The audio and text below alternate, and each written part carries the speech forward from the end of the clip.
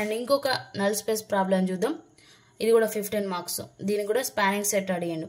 ఓకేనా. సో ఇక్కడ మనకి 2 rows మాత్రమే ఇచ్చిండు. ఇది కొంచెం ఈజీగా అయిపోతుంది చూడండి.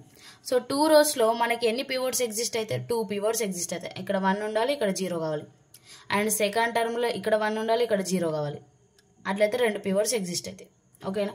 సో 2 పివోట్స్ ఎగ్జిస్ట్ అయితే ఫస్ట్ నల్ ఫార్ములా ఏంటిది మనకి AX బార్ ఈక్వల్స్ 0 బార్. అందులో X బార్ టర్మ్స్ ఎన్ని వస్తాయి మనకి X1, X2, X3, X4 అవే రాసినాను నేను ఇక్కడ. తర్వాత ఫార్ములాలో సబ్స్టిట్యూట్ ఇద్దాం. AX బార్ ఈక్వల్స్ 0 బార్లో ఏ అంటే మ్యాట్రిక్స్ ఇచ్చిండు క్వశ్చన్లో, X బార్ అంటే X బార్ వాల్యూస్ రాసినాం. అండ్ ఎన్ని రోస్ ఉన్నాయి 2 rows ఉన్నాయి కాబట్టి 2 zeros రాసినాం. తర్వాత అగ్మెంటెడ్ మ్యాట్రిక్స్ రాసిస్తే అంటే A ఇంటూ 0 మ్యాట్రిక్స్ని కలిపి రాసేసినాం. తర్వాత ఇక్కడ ఆల్రెడీ మనము సాల్వ్ చేయాల్సిన 1 పివోట్ ఆల్రెడీ క్వశ్చన్లోనే ఇచ్చిండు. ఇక్కడ 1 ఇచ్చిండు, ఇక్కడ 0 ఇచ్చిండు. అంటే 1 పివోట్ ఎగ్జిస్ట్ అయిపోయింది. మనకి ఇక్కడ మొత్తం టోటల్ 2 పివోట్స్ ఎగ్జిస్ట్ అవుతాయి, ఎందుకంటే 2 rows ఉన్నాయి కాబట్టి. సో అందులో సెకండ్ ప్లేస్లో కూడా 1 ఉంది. అంటే మనం ఇక్కడ వాల్యూ అనేది 0 వేస్తే ఆన్సర్ అయిపోతుంది మనకి. సో ఇక్కడ వాల్యూ 0 ఎట్లా చేయాలి నేను చూస్తున్నాను ఇక్కడ. అంటే ఇక్కడ 0 వేయాలంటే ఇది ఏం రో R1 రో. సో R1 వాల్యూ 0 వేయాలంటే R1 → R1 - 2R2 వేస్తున్నా. అంటే R1 మైనస్ ఇక్కడ 2 ఇంటూ వేస్తే 2 - 2 మనకి 0 అయిపోతుంది. ఓకేనా. అది ఇక్కడ యూజ్ చేద్దాం. R1 → R1 - 2R2. సో ఇక్కడ ఫస్ట్ R1 వాల్యూస్ రాద్దాం. First value 1 minus 2 into R2 value ఏముంది ఇక్కడ 0 అంటే 2 ఇంటూ ఇక్కడ 0. సో 1 - 2 ఇంటూ 0 అంటే 0 అంటే మనకి ఏమవుతుంది 1 వస్తుంది. తర్వాత సెకండ్ వాల్యూ R1లో సెకండ్ వాల్యూ ఏంటి 2 మైనస్ 2 ఇంటూ R2లో సెకండ్ వాల్యూ ఏంటి 1. సో అది ఇక్కడ రాయాలి 2 - 2 0. తర్వాత మళ్ళీ R1లో థర్డ్ వాల్యూ ఏంటి 4 మైనస్ 2 ఇంటూ R2లో థర్డ్ వాల్యూ ఏంటి 3. 4 - 2 3 = 6 అంటే 4 - 6 అంటే ఎంత వస్తుంది -2. నెక్స్ట్ తర్వాత R1లో ఫోర్త్ వాల్యూ ఏంటి 0 మైనస్ 2 ఇంటూ R2లో ఫోర్త్ వాల్యూ ఏంటి -2. సో 0 -2 ఇంటూ -2 అంటే +4 అవుతుంది. తర్వాత ఈ లాస్ట్ ఈ 2 జీరోలే కాబట్టి ఈ వాల్యూ ఏం చేంజ్ కాదు, అది అట్లా రాసేస్తాం. సో ఇక్కడ 1 0 -2 4 వచ్చింది. దాన్ని మనం R1 ప్లేస్లో సబ్స్టిట్యూట్ చేయాలి. సో నేను సబ్స్టిట్యూట్ చేస్తున్నా చూడండి. ఇక్కడ మనకి ఏమొచ్చినాయి 1 0 -2 4. ఓకేనా. 1 0 -2 4 మళ్ళీ లాస్ట్ 0 అట్లా రాసేస్తాం. ఓకే క్లారిటీ కదా. సో ఇక్కడ మనకి 2 పివోట్స్ ఎగ్జిస్ట్ కావాలంటే ఇక్కడ 1 ఉంటే ఇక్కడ 0 ఉండాలి, ఇక్కడ 0 ఉంటే ఇక్కడ 1 ఉండాలి. అంటే ఫస్ట్ రోలో ఫస్ట్ ప్లేస్లో 1 ఉండాలి, సెకండ్ రోలో సెకండ్ ప్లేస్లో 1 ఉండాలి. అట్లా మనకి 2 పివోట్లు ఎగ్జిస్ట్ అవుతాయి. ఇప్పుడు తర్వాత ఏం చేస్తాం మనం సిస్టమ్ ఆఫ్ ఈక్వేషన్స్ రాసుకోవాలి. సో X1 X2 0 కాబట్టి X3 అండ్ X4 ఇది ఈక్వల్స్ టు 0 రాసేసుకుంటాం. అండ్ సెకండ్ రోలో కూడా X2 X3 X4 equals to 0 రాసేసినాం. మళ్ళీ దాంట్లో కోఎఫిషియంట్ 1 ఏది ఉంది X1కు ఉంది కాబట్టి X1 ఈక్వల్స్ టు రాసేసిన నేను. ఓకేనా. తర్వాత ఇందులో కోఎఫిషియంట్ 1 దేనికి ఉంది X2కు ఉంది కాబట్టి ఇక్కడ కూడా X2 ఈక్వల్స్ రాసేసిన. ఇది 1 ఇది 2 పెట్టుకుంటే ఫ్రమ్ 1 నుంచి వెళ్ళి ఈ ఈక్వేషన్ రాసినాం, ఫ్రమ్ 2 నుంచి ఈ ఈక్వేషన్ రాసినాం. ఓకేనా. తర్వాత ఇప్పుడు ఈక్వేషన్ రాసిన తర్వాత ఇక్కడ టర్మ్స్ ఏమేమి ఉన్నాయి మనకి X3 X4 X3 X4 ఉంది కాబట్టి X3 X4 అనేది ఏంటి ఫ్రీ వేరియబుల్స్. ఓకేనా. X బార్ ఈక్వల్స్ టు మళ్ళీ X బార్ వాల్యూస్ రాయాలి. ఫస్ట్ రాసినాం మనం స్టార్టింగ్లో ఆ వాల్యూస్ ఇక్కడ ఏమేమి వచ్చినాయి మనం సబ్స్టిట్యూట్ చేయాలి. ఇక్కడ X1 ఈక్వల్స్ టు వాల్యూ వచ్చింది మనకి. ఓకేనా. ఆ వాల్యూని ఇక్కడ సబ్స్టిట్యూట్ చేసినాం. తర్వాత X2 వాల్యూ వచ్చింది ఇక్కడ ఉంది, ఈ వాల్యూని ఇక్కడ సబ్స్టిట్యూట్ చేసినాం. నెక్స్ట్ X3 X4 వాల్యూస్ మనకు ఉన్నాయా లేవు, ఇక్కడ ఓన్లీ X1 X2 ఉంది. X3 X4 లేవు కాబట్టి అవి అట్లనే రాయాలి సేమ్ టు సేమ్ కంటిన్యూ. తర్వాత X బార్ ఈక్వల్స్ టు ఇప్పుడు ఈ టోటల్లో మనకి ఎన్ని కామన్ టర్మ్స్ ఉన్నాయి X3 X4 X3 X4 X3 X4 అంటే 2 టర్మ్స్ ఉన్నాయి.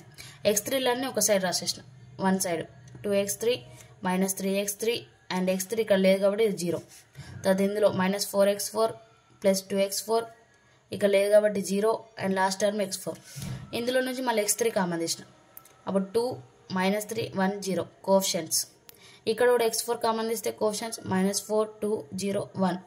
ఓకేనా.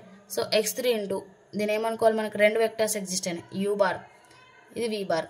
సో ఒక స్కేలర్ ఒక వెక్టర్ ప్లస్ ఒక స్కేలర్ ఒక వెక్టర్ దీని ఏమంటాం మనం లీనియర్ కాంబినేషన్స్ అంటాం. ఇక్కడ లీనియర్ కాంబినేషన్ ఎగ్జిస్ట్ అయింది కాబట్టి నల్లి అనే spanning set of U bar and V bar. ఓకేనా, సింపుల్ ఈజీ. సో మనకి ఎగ్జామ్లో కూడా మ్యాక్సిమం అయితే 2 rows ఇస్తాడు, 3 rows ఏమి ఇవ్వడు. ఒకవేళ ఇస్తే మనం ఫస్ట్ ప్రాబ్లం చేసినాం కదా 3 rows ఇస్తే ఆ ప్రాబ్లం చేయాలి. అండ్ 2 rows ఇస్తే ఇంక ఈజీ అయిపోతుంది. 2 rowsలో 2 పివట్స్ ఎగ్జిస్ట్ అయ్యాయి కాబట్టి ఈజీ అయిపోతుంది. ఇందులో మీకు ఏమైనా డౌట్ ఉంటే కమెంట్ బాక్స్లో కమెంట్ చేయండి. నెక్స్ట్ ఈ 15 marks ప్రాబ్లం అయిపోయింది. అండ్ దీనికి సంబంధించి నేను ఒక క్వశ్చన్ మీకు ఇక్కడ రాస్తున్నా, మీరు దీన్ని హోంవర్క్ చేయండి. ఇందులో కూడా 1 pivot అనేది ఎగ్జిస్ట్ అయింది. సేమ్ 15 marks క్వశ్చన్ ఇది.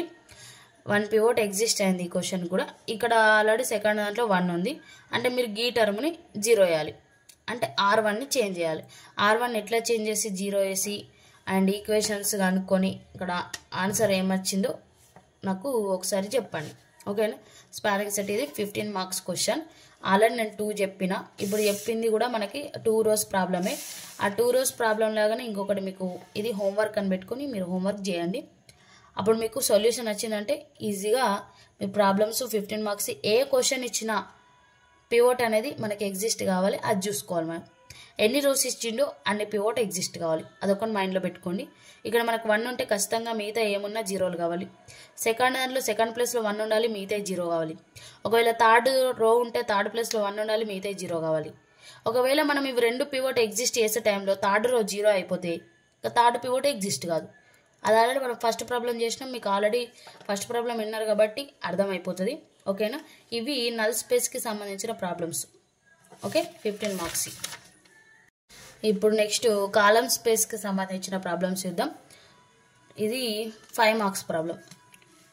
ఓకేనా, షార్ట్ క్వశ్చన్ ఎట్లా ఇస్తాడంటే find the matrix of A such that W equals to column A where W equals to అని ఒక మ్యాట్రిక్స్ ఇస్తాడు. ఇక్కడ మనం కాలమ్ ఏని ఎట్లా ప్రూవ్ చేయాలి? ఇప్పుడు నల్ ఏ కంటే AX bar equals to 0 bar అంటే ఖచ్చితంగా ఇచ్చిన 2 మ్యాట్రిక్స్ని మల్టిప్లై చేస్తే మనకి 0 వస్తేనే అది నల్ ఏ అయితే. అవునా, షార్ట్ క్వశ్చన్. సో ఇక్కడ మనకి ఇచ్చిన మ్యాట్రిక్స్ నుంచి మనం కామన్ తీసుకోవాలి. ఓకే, ఇక్కడ W అనేది మనకి ఇచ్చిండు కదా, సో దా వాల్యూస్ రాసేసుకున్నాం.